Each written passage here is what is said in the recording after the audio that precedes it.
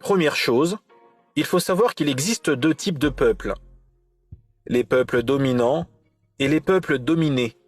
Par exemple, les Américains sont un peuple dominant et les Congolais sont un peuple dominé. Mais parmi les peuples dominés, il existe les peuples soumis et les peuples insoumis. Par exemple, les talibans en Afghanistan sont un peuple insoumis. Mais les Congolais sont un peuple soumis. Comment le peuple congolais, jadis guerrier, est devenu un peuple soumis?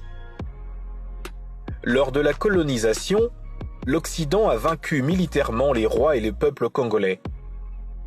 Mais vaincre un peuple, militairement, ne veut pas dire le soumettre. Le processus de la soumission est mental et psychologique. Après avoir vaincu les Congolais militairement, l'Occident les a soumis par trois choses: la religion, la culturation et le marché économique. Si les Américains ont vaincu les talibans en 2001, mais pendant 20 ans n'ont pas pu soumettre les talibans, c'est parce que l'islam et la culture musulmane est un béton que l'Occident n'arrive pas à soumettre.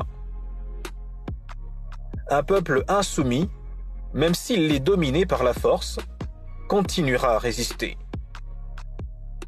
Comme les Vietnamiens ont résisté aux Américains, comme la Corée du Nord a résisté aux Américains, comme les talibans ont résisté aux Américains malgré la grande différence de force.